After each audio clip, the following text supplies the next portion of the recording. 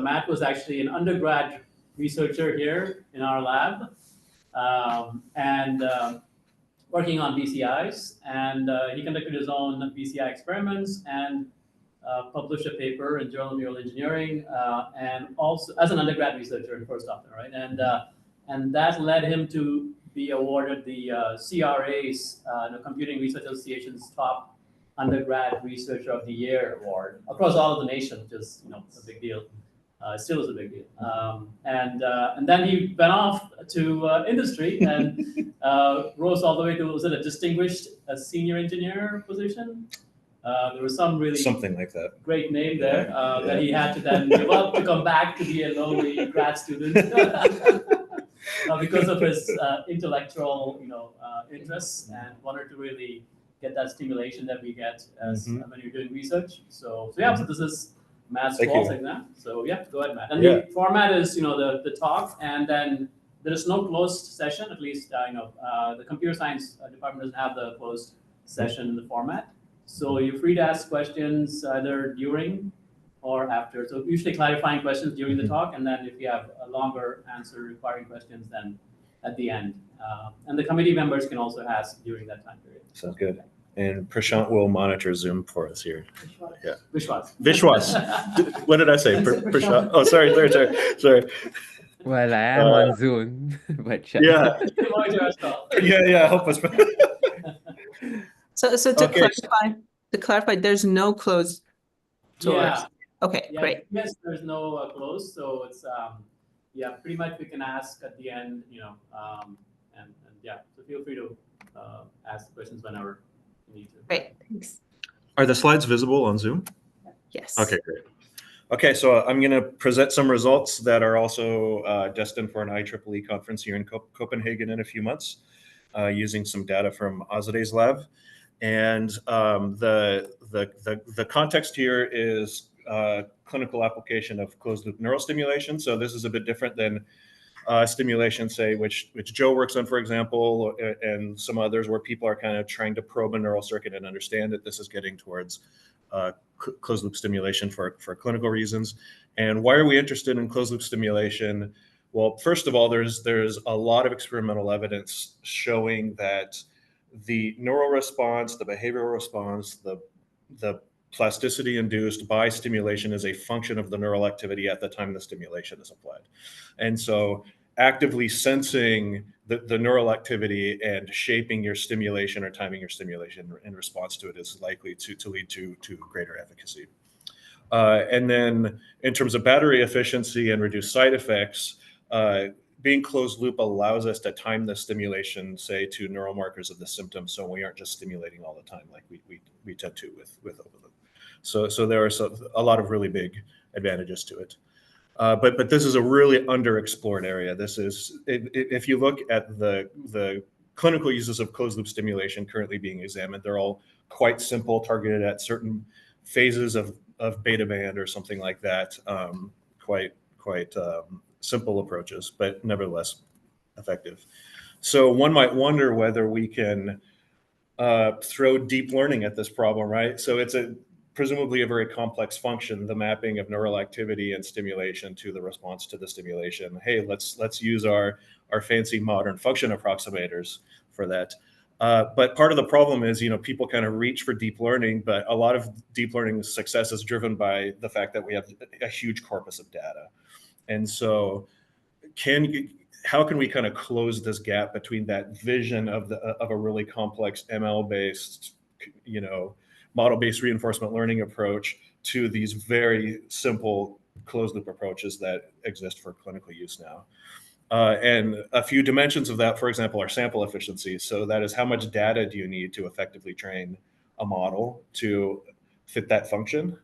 Latency has to do with the brain operates at a bunch of different timescales, but some of those timescales are really short.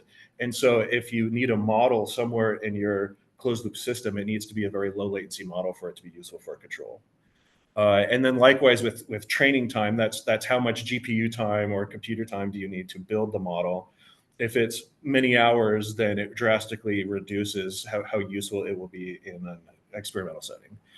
And so you can imagine trying to fit data collection, create the model, test the model all within a 2-hour session. That would be one of the goals we would aim for. So maybe you could think of the Pareto optimal frontier between the efficiency of the model as defined by those 3 characteristics and what you might call expressivity, which is how complex of a function can the model represent, just as a very simplistic way of viewing it. But luckily, there may not actually be that much of a trade-off in some settings here.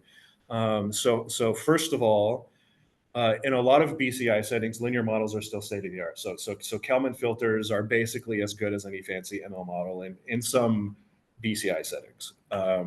Also, there's huge correlation between channels, especially when you're not looking at spiking data, individual neurons, but you're looking at LFPs or EEG.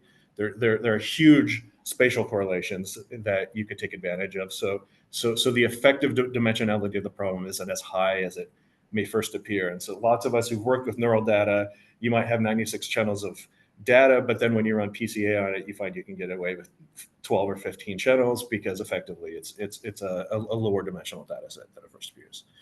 And then also, we don't necessarily need the most accurate model because we are just trying to do better than open loop control. So we need to do better than whatever random chance is associated with the open loop equivalent of what you're trying to do. So you can kind of control that trade-off between over and understimulation.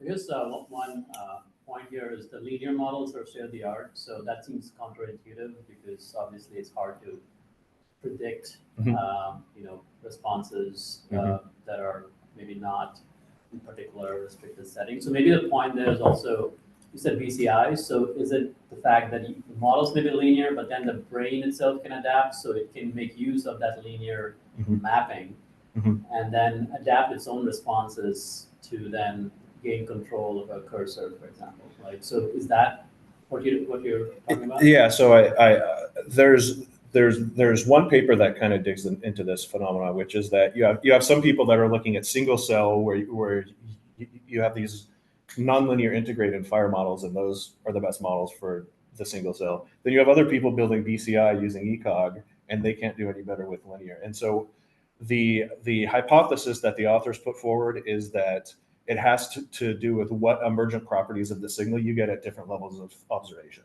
basically. And so I'm presenting results for LFPs. People working with EEG and ECOG, maybe it has to do with the fact that you're summing over larger populations, and somehow the emergent dynamics that are observable at that level are more linear than at the individual cellular level. Yeah. But that's just a hypothesis from these authors. Yeah. Okay, so yeah, let's touch in on that data set a little more. So this is optogenetic stimulation data. This is excitatory stimulation where we're also sensing. And so what you see in the bottom right here is the grid if you're looking at the surface of the brain.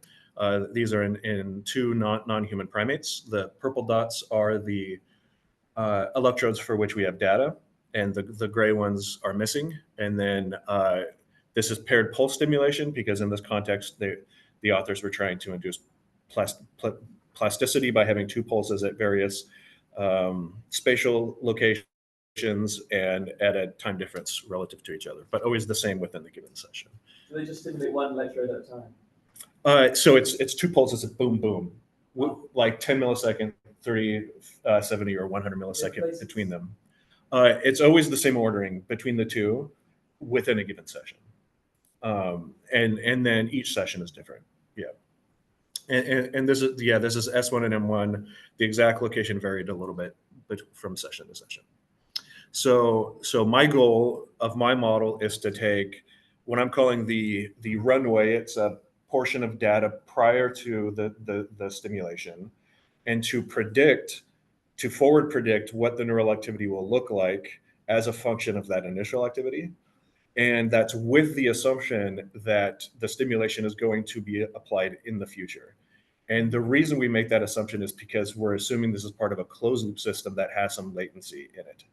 And so by the time you receive the data and send the stimulation back down to the system, that the stimulation will effectively have been in the future. So say if you're targeting a particular neural state, you're forecasting whether that neural state is going to occur immediately before the stimulation occurs, for example. Yeah. So do you also give the stimulation times as an input? Or is it just the... So my model takes stimulation parameters as input, which in the context of this data set is only the timing of the stimulation because they didn't vary other parameters. But for a given session in this context, it's always the same input because they don't vary the parameters.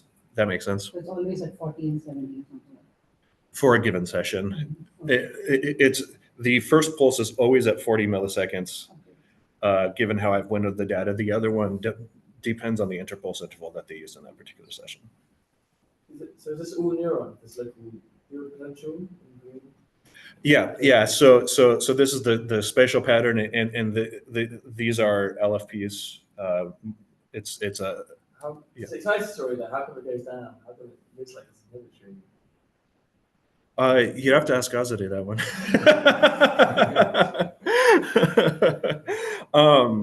Well, these are. It goes in the negative direction. I know this is like that actually. Okay. Yeah. This Oh, particular so- one is. Yeah, so I have results for power spectral density and for time domain data. In this case, I'm viewing it as though it's an ERP, so this is just raw LFP. Yeah, great. Yeah, good question. Thank you. Okay, and these are the results for the model I've built, and I'll explain how the model works in a moment. As I said, I originally went into this thinking we were exploring the kind of Pareto optimal frontier between accuracy and efficiency. It turned out in this case that my model does just as well as a really complex nonlinear dynamical system style model.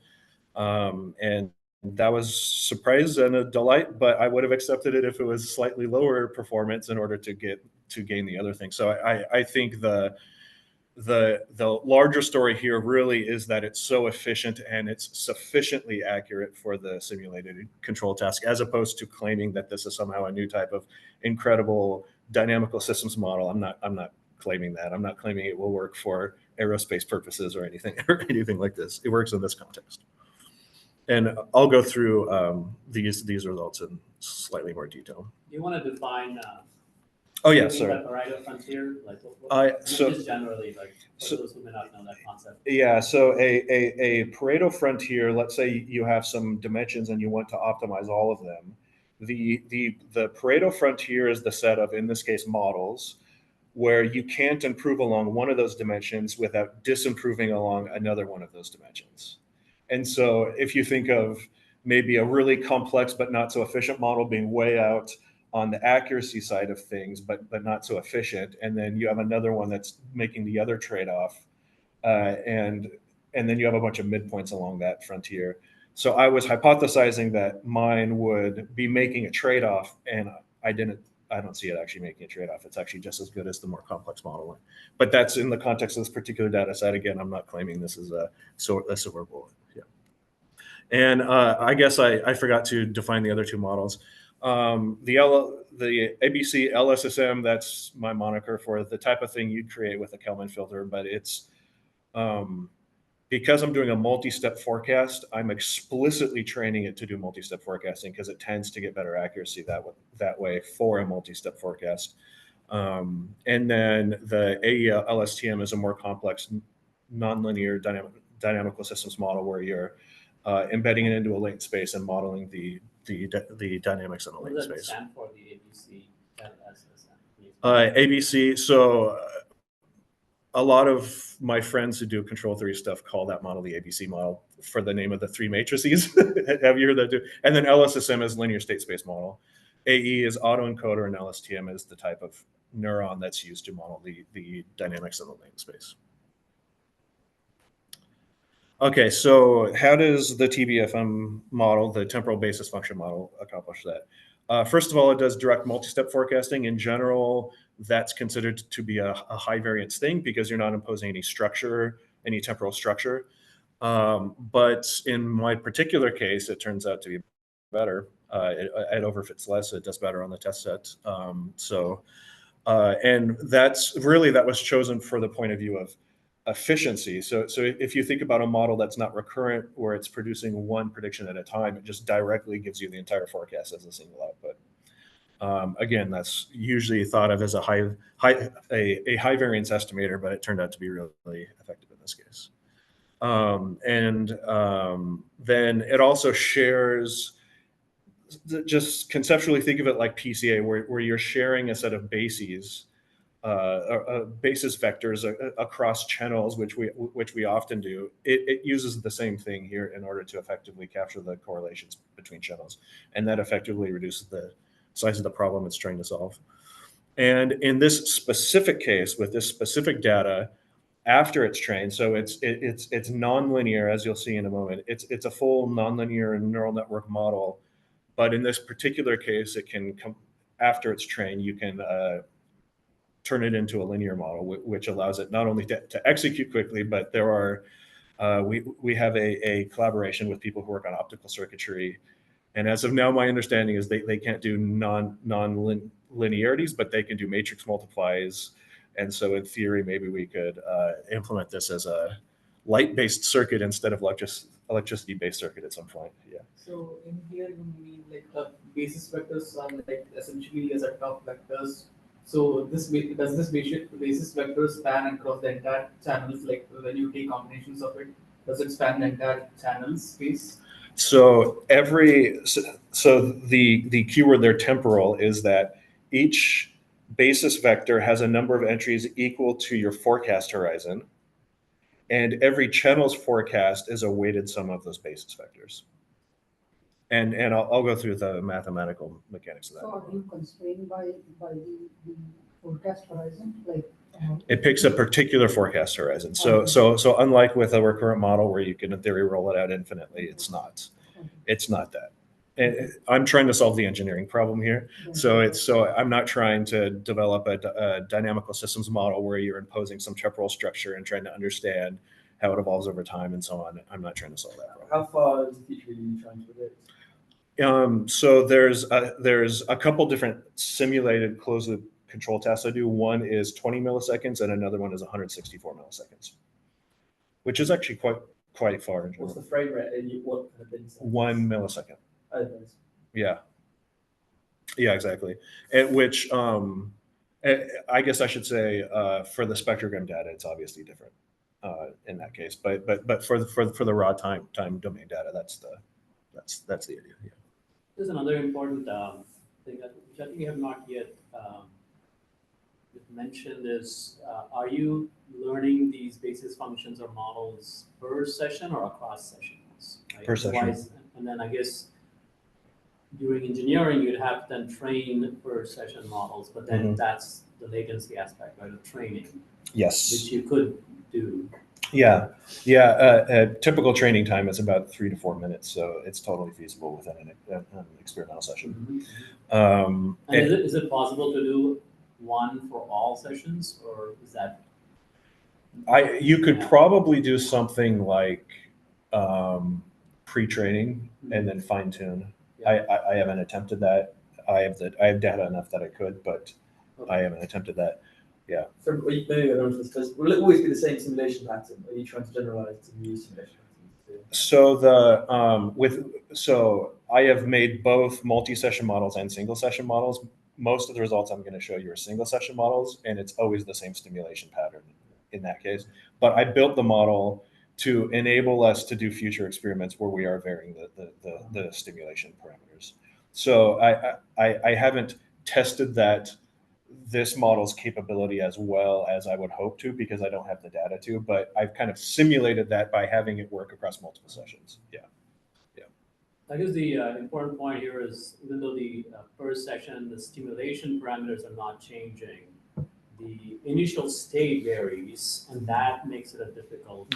Even that is an interesting modeling problem by itself. Even if you never vary the stimulation parameters, just that state dependency of the stimulation response is really crucial. Yeah. Okay, so let's. And that's an interesting observation that we observed even in humans, and we do somatosensory stimulation. So you stimulate somatosensory cortex, and the hope is that you can sense touch on your fingers if you target the finger regions in ECOG, for example. Mhm. But then you find that even the exact frequency, amplitude that you give to the same subject, from one time instant to maybe like 10 minutes later, they'll feel something different. Mhm. Even though the simulation parameters are the same, because that simulation parameter, even though it's the same, the kind of dynamics you get is different because the state of the brain is different at different points in time. So it's a very important, interesting, and it has really huge implications for prostheses, right? Like visual prostheses, when you stimulate visual cortex, the hope is you take an image, stimulate, and boom, you get a nice camera. Like Mhm. in Britain, that doesn't happen, right? People have seen that you can't just translate recordings from a camera to like stimulation patterns and hope that you can figure out the optimal stimulation pattern, right? It depends on the dynamics at that Mhm. point in time. Mhm. In fact, there's even evidence that visual stimulation coming in through the eyes is state dependent. Yeah. And so, let alone electrical stimulation. So yeah, there's been a lot of experimental. So what you maybe said? Yeah. Which animal is this? These are non-human primates, macaques. Yeah. Are they doing it? Is this task? In this data set, they are just sitting still. I've also applied this model now to a reach out task, both on non-stimulation and on stimulation data as well. But I don't have those results here because I just did it last week. But yeah. That's the kind of road I hope we're working towards is eventually testing this. What I'm going to show you here is S1 and M1. The reach out task is PVC. Yeah. Okay, so this is kind of the bottom line equation. This is how we make a forecast for a single channel. So at a high level, what you can take this as, we are doing a weighted sum of the basis vectors like I described before. The basis vectors are purely a function of the stimulation parameters because we're sharing them across space. And then the weights of those basis vectors for a single channel are a function of that whole spatiotemporal series that I called the runway earlier, that orange region. And so a single channel's prediction depends on all channels, on the initial state of all channels. And then this last sampled value, it turned out to make it so that we didn't need as many basis vectors. We could have a more economic model. Yeah. Yeah. It's quite a specific question, but you did find that you needed like a decay term in front of the channel's last sample value. You just use the identity. I just use the identity. Yep. Yeah. So just think of it like the intercept, and the basis is relative to that point. And that's not that, like I said, that it's actually not even necessary to be in there. It just makes the model more economic in practice. Yeah, you don't need as many bases. So think of it as the initial state, the like instantaneous initial state of that channel, basically. Yeah. It's like a DC and like Fourier transform, right? Exactly. So if you think of like what do you call it, a zero hold or something at the last observed value, have that as your baseline prediction, and what the bases are giving you is relative to that zero hold prediction, basically. Make sense?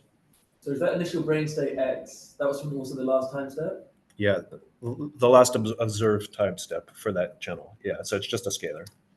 Yeah. Because you might see one channel, it's not like every channel is recorded the same resolution. They're all recorded at the same resolution, but what I'm showing you here is the equation for a single channel prediction. So the full spatiotemporal prediction for the single trial is based on the last state across all channels. That makes sense, yeah. But for the single channel, we're only considering the last observation for that one channel. Yeah. So how do we? I'm going to show this in two parts. First is where do the basis vectors come from? So they simply put come from a multi-layer perceptron. I've tried a bunch of other models; these work fine. And the idea is you take some kind of embedded or just some sort of version of some way of encoding the stimulation parameters as input, and you get a set of bases of some sort. Later, I'll tell you how you decide how many bases to use. There is a principled way of doing it, and then it outputs basis functions that then the rest of the network is going to use. And so this part is always non-linear so far in practice. You can explain the input for this? So for this particular data set, and this is not specific to this model in general, but to this particular data set, is I have two one-hot encoded vectors telling us where the stimulation onsets are. And then the other vector is giving an explicit state dependence to, or time dependence to it rather. So it's just a clock vector that's just counting up to tell it exactly where just think of it like position encoding, but it's for time basically. And that lets you use a different set of models than you could otherwise use here. Yeah. Hey, Matt. You regularize these networks as you train them. Sorry. Yeah. So I've done a few different things to regularize this half of it. One of them is that you can explicitly force the bases to be orthogonal, like you do with PCA. You could do that either with a penalty term or with an explicit algorithm that does it. PyTorch has some built in that allow you to do that. When you're just solving the engineering problem and just trying to get a good prediction, it's the other half of the network that I haven't shown yet where the regularization appears to be most important. This one, has less effect on accuracy. Is it just a one-layer MLP, or is it I found what worked best for these data in order to generalize across all the different stimulation timings that it may see is a width of 4 and a depth of 4. So it's a small network. It's a very small network. It's intended to run on an embedded system if needed. So yeah. Yeah, Preston. Hey, my apologies for noise here, but I was curious for your data set. Did the stimulus 1 and 2 onset ever change? Like, is the model actually seeing different onset parameters? I'm just wondering if the model can actually extrapolate over, potentially different time steps where the stimulation happens. Yeah. So I'm only showing results for single session here, but I've done the experiment where I use a single basis generator across multiple different timings to show that it, at least for this setting, has the capacity to generate bases for different stimulation timings. So in those cases, you would vary the kind of how you time log the trials of the real data and then give it different stimulus onset values? Yeah, so the stimulation onset, as I said earlier, is always at 40 milliseconds, but the second stimulation onset will vary relative to the first. And then the stimulation descriptor you see as input will depend on the particular trial you're looking at. Cool, thanks. Yeah. Then I was just going to say that, only the second onset is varying because you make sure that the first one's always right at 40 milliseconds. Yep. So in that case, I was wondering in that case, if you don't give it the 2 values and give it the time difference of the 2 stimulus, would the model work equally well and you can have 1 less parameters? I'm just curious. Oh, maybe, yeah, possibly, yeah. And of course, all of this is of course specific to this data. So Azade's lab has some new data, which is behavioral with the reach out task where they do various stimulation parameters. So this aspect is going to become more important here if we pick that data up next. Yeah. Okay, and then the other half, which so far a linear model has been fine on this side. This is the part that actually estimates which weights to apply to each basis function for each channel. And as I said, it's taking as input that whole spatiotemporal series, what I'm calling the runway or the X values, and z-scoring them, and then it just does a linear regression on them, and that worked fine. I've tried transformer layers and linear attention layers and all MLPs and everything else. So you use different bases, bases for different channel. It's the same set of bases but different weights. So what's different between this and PCA is basically think about using past values to predict what the PCA weights should be in the future. But they aren't time varying weights. They're time invariant weights since the vectors are temporal. So where does PCA come into this? So imagine if you took the whole training data set and you took the part of every window that you're trying to predict into PCA on it, Uh-huh. that would be another way to get basis vectors, Uh-huh. right? So just conceptually imagine if you were trying to take the X values and use those to predict what the correct weights for each of those principal components would be to get the optimal forecast. Now, I'm not using PCA. I'm just using this as like an intuition to kind of understand what this network is attempting to accomplish. Yeah. I did, by the way, try to explicitly use PCA in that sense, but PCA overfits much worse than this network does, actually. Do you find? Yeah. Yeah, so it's just like, what are B and B, R, and C here? So B is the number of basis functions, C is the number of channels, and R is the length of the runway or the length of that initial spatiotemporal thing. You predict one weight, like a weight per basis vectors value. Right? So- Every channel has a full set of basis weights. Okay. Yeah. Do you find that each channel needs all these species, or is it quite sparse?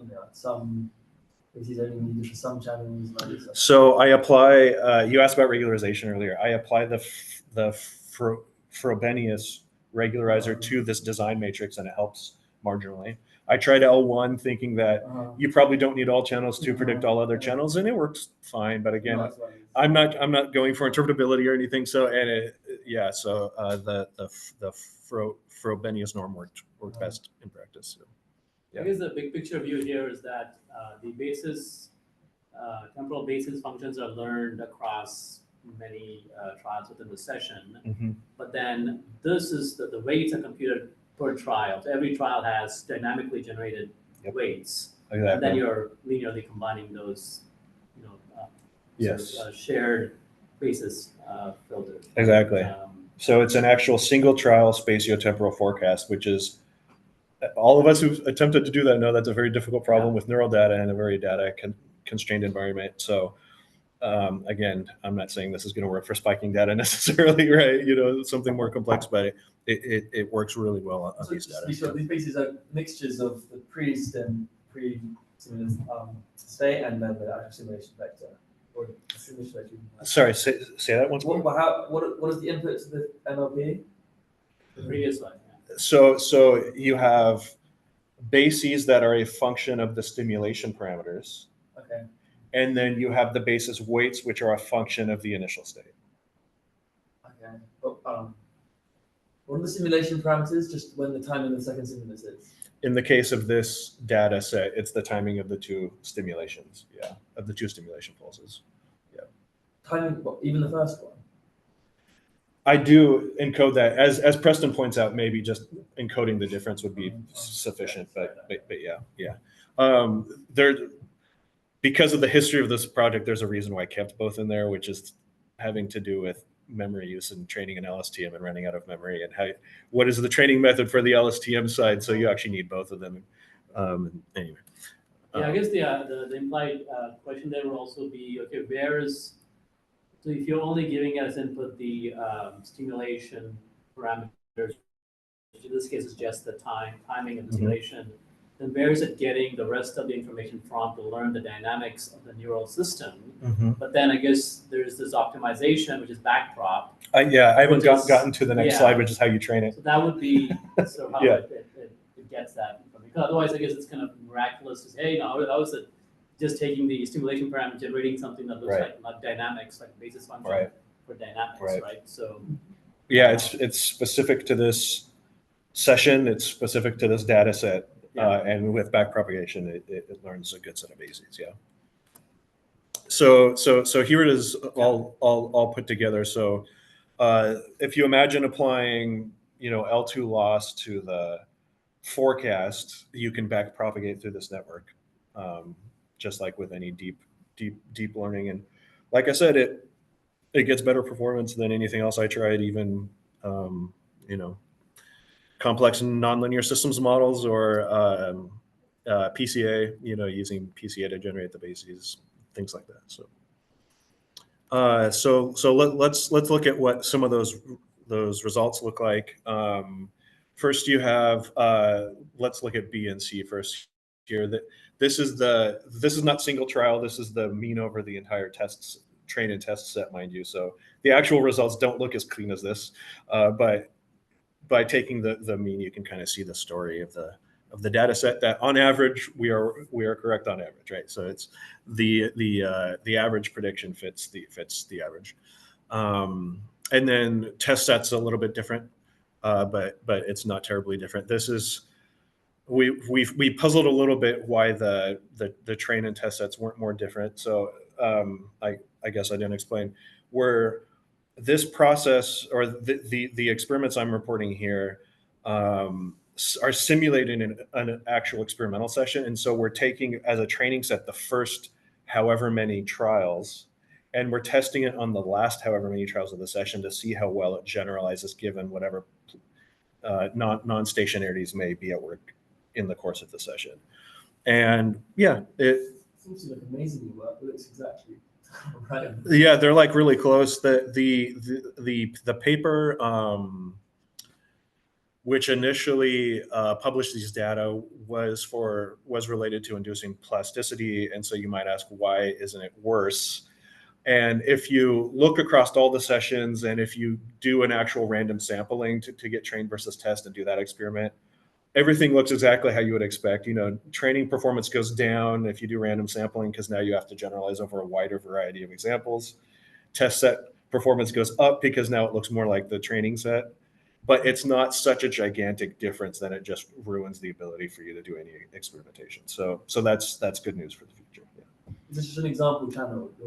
This is one example channel here. Exactly. Near the stimulus site or near one of the We have two channels here. One is nearest to stim 1 and the other one is nearest to stim 2. Do you find that the model still does well on channels far away from the stimulus? Yeah, if you measure it in terms of R squared, some of them are just very close to noise and there's almost nothing to predict in it. So measured in terms of R squared on some channels, it's really bad.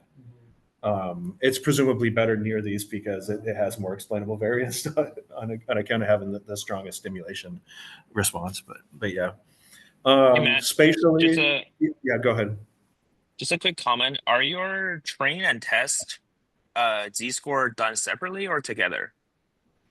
I get the means and covariances from the training set, and then I use those on the test set as well.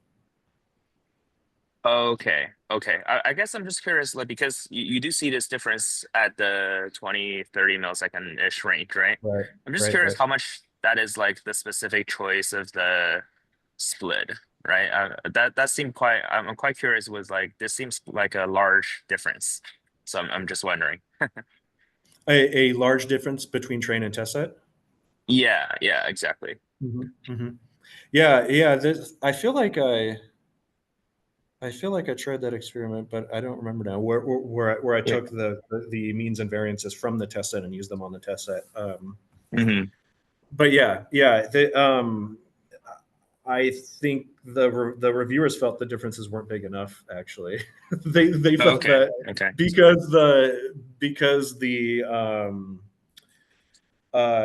in the experiments that generated these data were attempting to induce plasticity, they expected this just like wildly different response over the course of it. But it's actually, and it varies session to session too. So if we look at panel A here, you can see the R squared as a function of the forecast horizon, and there's a difference between train and test. And these are the grand totals over all 40 sessions. Yeah. Cool. And I should say these R squareds obviously look very high relative to a lot of forecasting that we do in neural data. This is lightly filtered time domain data. We've just done EMI filtering on these data. And so there's a lot of low frequency components that are presumably very easy to explain.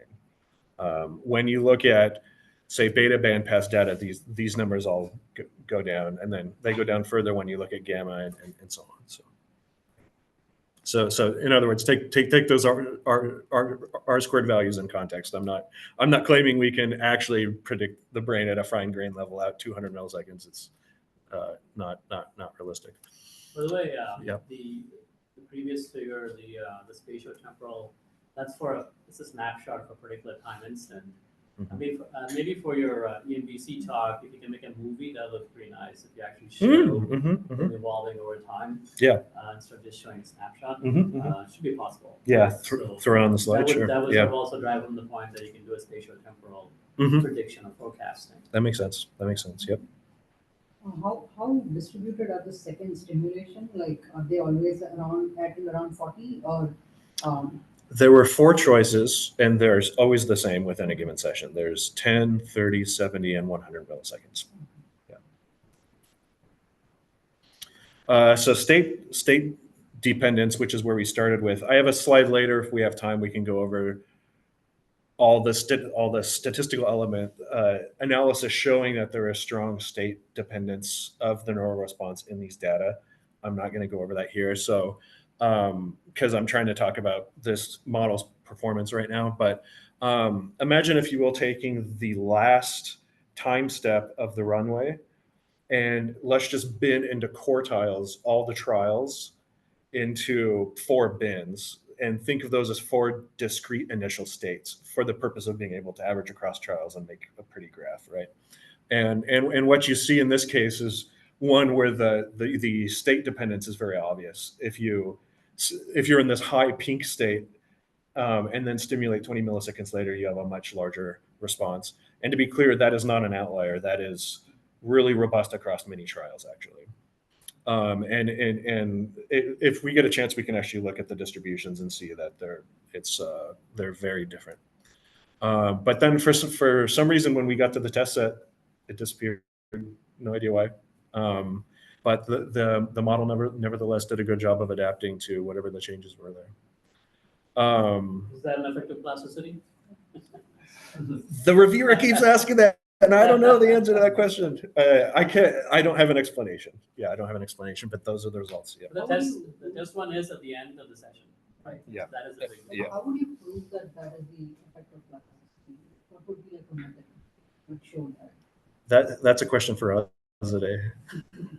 I'll send you the paper later. So pink is the end. What's that? Pink at the end of the session. Which is the one on the right labeled test set is the end of the session. Oh. So it's the last, I think, 2,500 or 5,000 trials at the end of the session. Yeah. Do you see big variation in response in close, locally in time?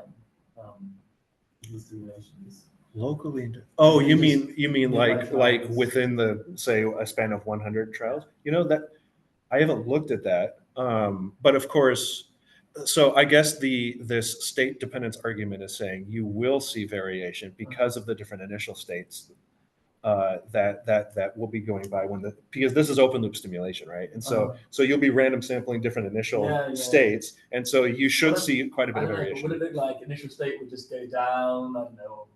Follow the same trajectory over the whole course of the session, or would it really fluctuate? Yeah, that's a good question. I don't know. Yeah, kind of as the brain is undergoing changes, right? Yeah, what the actual non-stationarity looks like. It's a fair question. By the way, is this only So for Matt- true pulse, this data? Yeah, go ahead, Ozzy. I was gonna say, kind of like very relevant to these discussions. A part of the iScience paper with Julian as the first author, we have done some analysis where we are looking at these feature mappings between like a feature we're getting from the network versus the changes we see, and it's either, changes at the state or changes at the connectivity. But for both of them, we see that throughout this like 50 minutes of stimulation, that those feature mappings change as well, meaning that the relationship between the feature and the change you are seeing is changing as we are changing the brain, right? That's great. That's cool. Right. So I think that would be kind of like a strong argument here to you can like I can send you the figure numbers for that paper to kind of look at. But I think that's it. And another thing, I can't remember if we talked about this before or not, but is that if you can, like from the training session, which is at the beginning of the session, if you can divide that into test and train, then you'll probably see this phenomena happening. But then when it's changing, so that would be also an additional argument for, like, now we're changing the brain, so that's why. Right. paper is changing. Mm-hmm. Yeah, makes sense. Makes sense. Let's talk further. I'm meeting with your lab on Friday. Let's see what we come up with. Yeah, so I guess the question there would be, if you do the test as the random sampling of the Yeah. test set, would you see the same effect? Probably not. You know, I didn't look at this specific channel. I did do that test, right? Randomly Yeah, distributed. doing random to see what Yeah, to control for plasticity, but I didn't go back and graph this that specific would be channel. interesting also, like, Yeah. if there is a plasticity effect, because, this test set is at the end of the session. right? Yeah. And then I guess I was also gonna ask, I mean, there's only one dip here, so is this like one of those single pulse trials? There's actually two. We can't see It's it. just there. It's a 10 millisecond Oh, difference. yeah, it's a short. If you zoom in on the one on the right, you could kind of see there's Yeah. two dips there. It's just Yeah, hard to okay, see with the thick lines. Yeah. cool. You know, Okay. Yeah. Go ahead. I was gonna say that is the argument when in my talks, going through this, that is the argument I make for the need of closed loop stimulation, because I say, because we Yeah. stimulate and change the brain, then your stimulation has to be updated for that Yeah. new brain. Yeah, it brings up a good question of non-stationarity. My Mhm. last JNE paper was attempting to solve this problem, not with the efficiency aspect of it, but attempting to deal with the non-stationarity by repeatedly probing over time and updating itself. And it would be interesting to see the degree to which that's necessary for an experimental session versus, say, a clinical use where it's longer term. Yeah. That's an interesting question. Yeah. Inference latency, you might have guessed it's much faster because it's not a recurrent computational graph. We're not enrolling at one time step at a time. It's faster on CPU because GPUs have overhead to push the data to the GPU and to get the result back, and it just doesn't pay off with a model this simple. Compiled versus uncompiled, this is the idea that because the left half of the network is linear, if you're always using the same set of stimulation parameters, let's say you have a dictionary of 7 stimulation parameters, then you effectively have a dictionary of 7 different sets of bases. And so if the left side of the network is linear, then effectively you can throw away the nonlinear part and everything that's left is linear. So you can compile it down, do some linear algebra and get a very simple, tiny little thing. And that runs marginally faster, of course. So. And then, of course, it's orders of magnitude faster than anything recurrent, even something linear, like a linear state space model, because it's doing direct multi-step forecasting. Training efficiency, same story. Originally, I thought that the LSTM-based model was going to be the thing that I published, but I'm glad it's not, because it takes forever to get any results with it. So it's it's really handy to have something as fast as this, as fast as and small as we have. Sample efficiency. So one way to test sample efficiency is to take the test set from the end of a fixed size, and then to vary the training set size from the beginning and say, how good of results do we get as you make it larger or smaller? Unfortunately, I can't do that for all sessions because it takes 3 weeks to get results for the LSTM from all sessions for a single sample size. So so I can only really do this regression for a single session. But what you see basically is that the training and test set R-squareds kind of go the direction you would expect. They improve as you get a larger sample size, and eventually it levels off. So I say anything within 1% of the maximum I observed, that's what I would actually use in practice.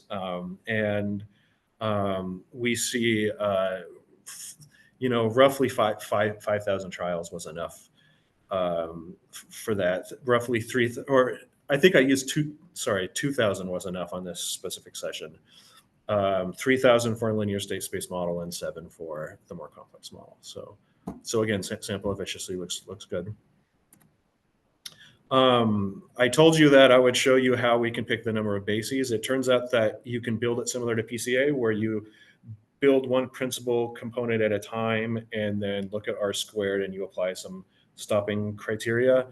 The same applies here, where you train one basis at a time and you add them until you reach some stopping criteria. And so that's the procedure I use to, oops, wow. So you only need a few, but like you need like 5. Yeah, I ended up using 15. So this is for a single session. I ended up using 15, which seemed to work well across many sessions. This is used for all the channels. Yeah. It's Seems not. like quite a small number. Yeah, but you know, probably you've done PCI and neural data before and found something similar, right? Yeah, like you have 96 channels, but really 20 degrees of actual dimensionality in that data. It's very common with neural data because of the correlations between them. Yeah. But you're right, it is a surprisingly small number. I agree. Yeah. And it's kind of fun to look at the basis functions that you get if you train it this way, because now they play a more distinct role than if you just do back propagation and train them all jointly. So this is again splitting, binning into initial state. That's what the left panel here is. And what the middle panel here is showing is what we get as the mean prediction for each of those bins after adding only one basis function. So it's basically graphing the basis function. And if you subtract them and get the residual, you see what's left. And so it appears that a lot of what it's doing is removing the mean, the mean contribution of the initial state to the stimulation response, if that makes sense. So because these are means, you're not seeing the shapes of the distribution. So there's more to the story than that, but it's kind of detrending the data in a manner of speaking. Yeah. So at the end, the one has simulation parameters, one has the initial state, one doesn't. Yeah. So yeah. Sorry, I pulled this out of the paper. A here is the actual binned LFP values. Okay. For 3 initial states. In this case, they look super similar to each other, almost like you just kind of rotated the graph. So I should use a different figure here, but B is the prediction for it's the mean prediction for each of those 3 states, which means it's also just scaled versions of the first basis function, right? And so you could see the top one's basically a mirror image of the bottom one, because it's all just the same basis function with a different scalar weight applied to it. And then what you see in C is the residuals after adding a single basis. And so it appears that what the first one is doing is kind of removing the mean contribution, if you will, of initial state. The second one is removing the state agnostic stimulation response. That's what you get with D. So D is the residual after adding 2 basis functions. So when you say adding, like you first train the model with all the basis functions and zero out the others? No, you're literally just making your prediction with 1 basis function. Oh, okay, you're training with 1 basis function. Yeah, which is why I call it forward stage-wise additive modeling, is because if you work the math out, it's basically you make the prediction with 1 residual, or with 1 basis function, you get the residual, then the second basis function tries to improve on that. Oh, you continue and so on. training with- Yeah, you keep adding. Yeah, you keep adding. You're not training all these basis functions at the same time.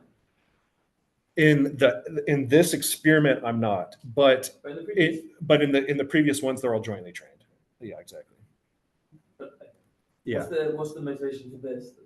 To give a principled way of picking the number of basis functions to use.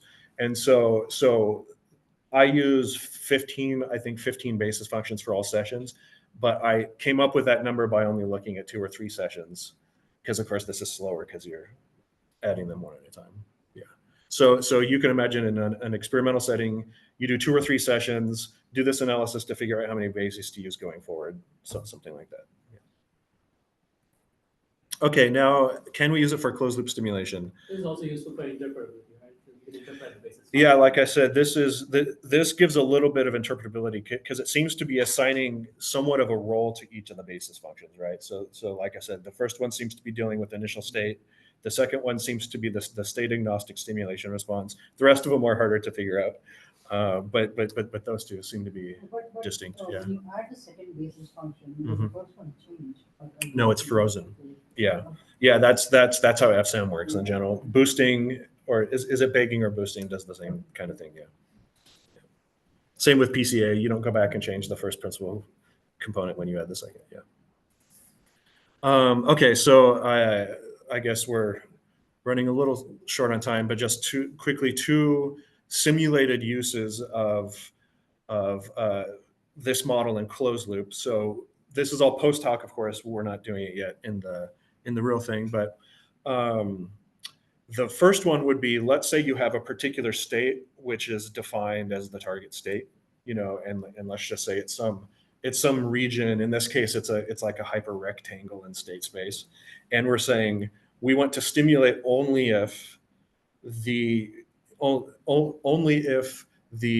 neural activity is going to pass through that state right before the stimulation is applied. And so this kind of simulates, like I said, targeting a particular beta band phase or something like that, where you're targeting to a specific state, but there's a lag between your observation and the application of the stimulation. So you need to forecast in order to accurately hit the target.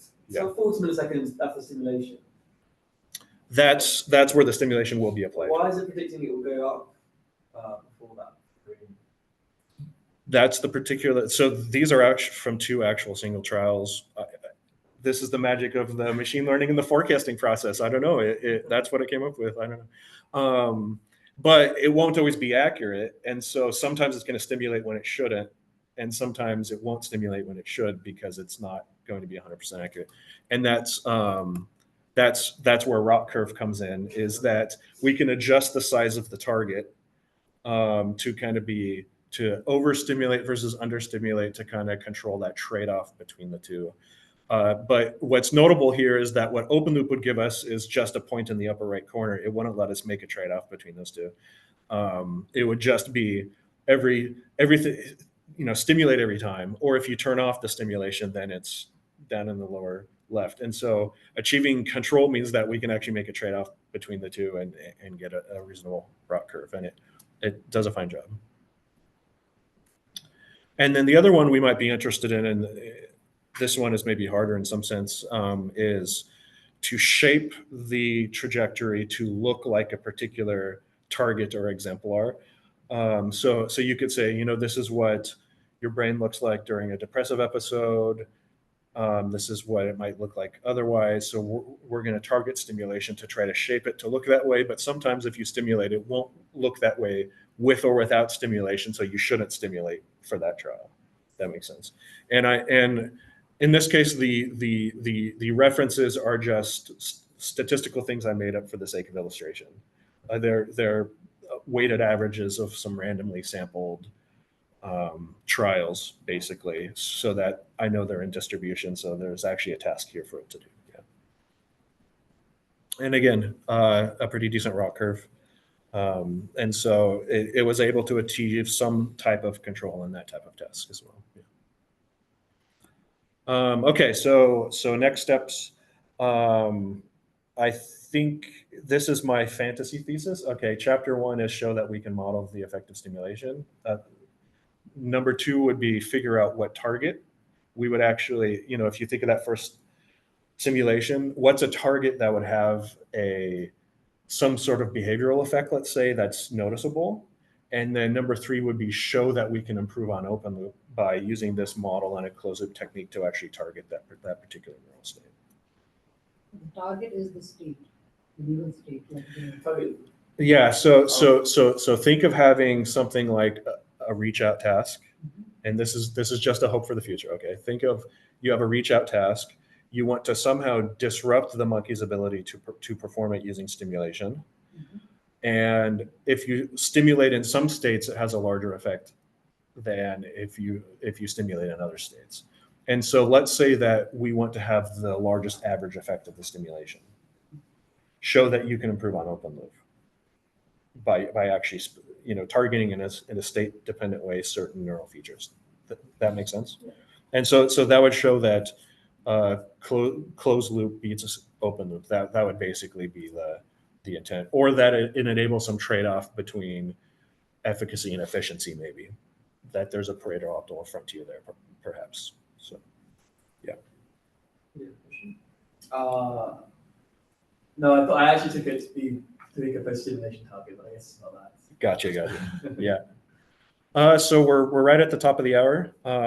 So why don't we leave it there? Are there any more questions? Oh, let's thank them. All right, so yeah, we can have a few questions. Yeah, we had a lot of questions during the talk, but yeah, I think it's fine. I think you had allocated extra half an hour also, right? Yeah, we have room for 30 more minutes Yeah, if anyone so wants to. maybe- Yeah. More questions? I mean, I'm curious, like, I think we spoke about this earlier, but like, if you want to like model this as a reinforcement learning problem,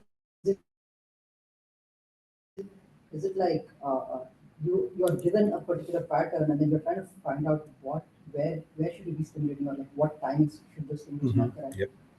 to get that pattern? Yeah. And how far away do you think like you are trying in attempting to do something? Mhm. Yeah, there are a few ways to think of it.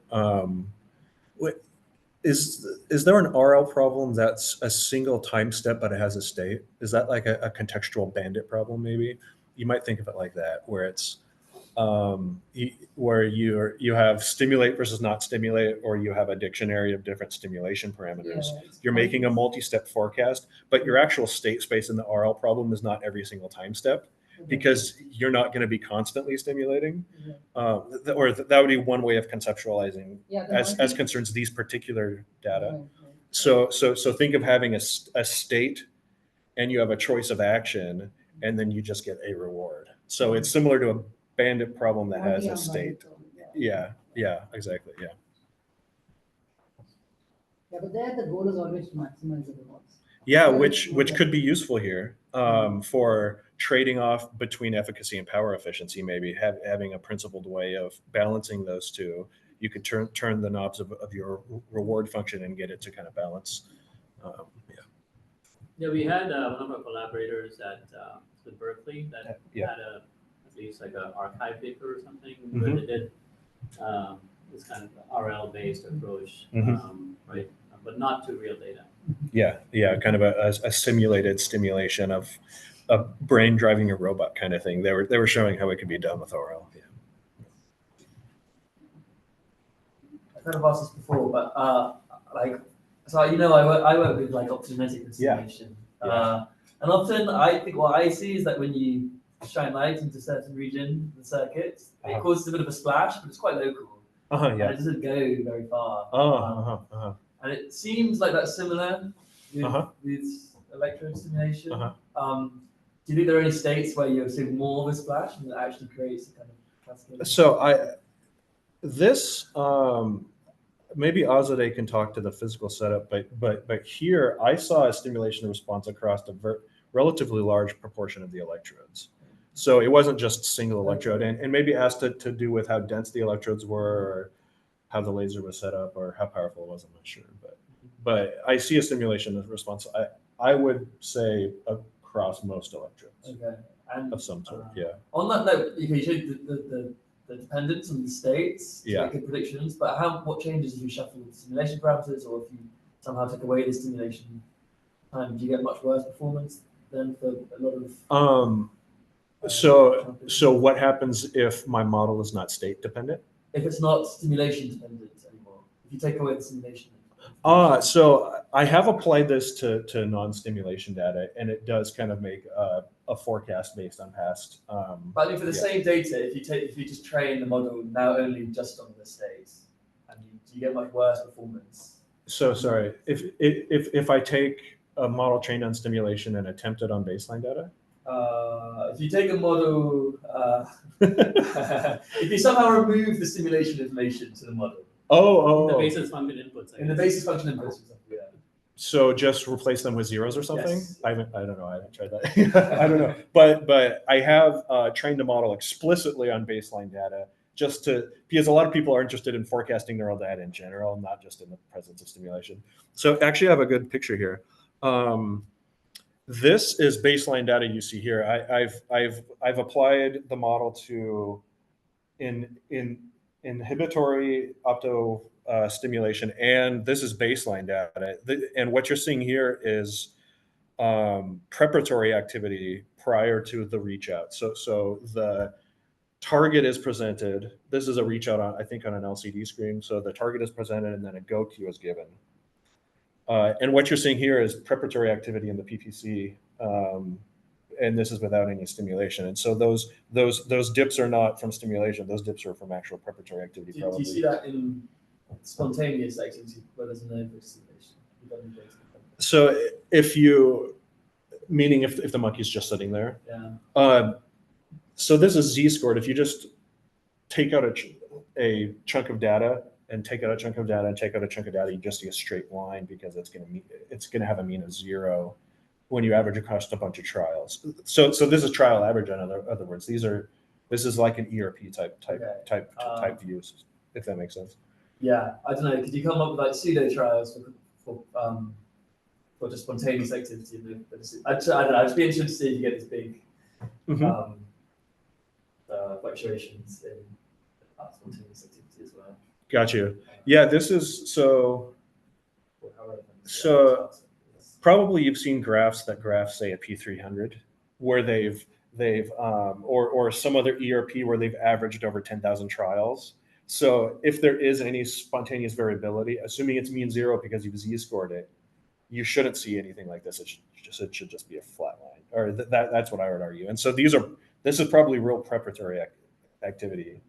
Yeah, I would hypothesize anyway. And yeah, so the model is able to fit even to baseline data associated with movement preparation in this case. Yeah. Matt, Cool result. And so, yeah, go ahead. I don't know if you've already done this or not, but the other data set, the one that you've been showing Mhm. this presentation, that one we also do have control data, which like basically the whole duration of like, I think it's an hour and 30 minutes or something of like just baseline recording, and there's nothing else happening. Oh, So, okay. yeah, I mean, Mhm. yeah, if you don't have it, ask for that one as well. So Cool. Yeah, sounds great. Was that done between the stimulation sessions, or was it a separate time of the day? yeah. So same animal, like, throughout the day, like maybe we had one session of like nothing. There's not a lot of those. I think we only have 4 or 5 of those. We have Mhm. like way more stimulation sessions, but we do have some. And in one way that we have been using those is also kind of saying, because it's all baseline, so you could just shift, like, pretend stim times at different Right. times and then generate more data with that. Mhm. Can move back and Yeah. forth. Makes sense. That makes sense. Cool. All right, any more questions? All right, so yeah, let's thank Matt again. And Yeah, thanks so much. concludes the exam. Yeah, thanks. Yeah, as other we can chat a little bit afterwards. I'll send you an email. So basically, our job is to just write the false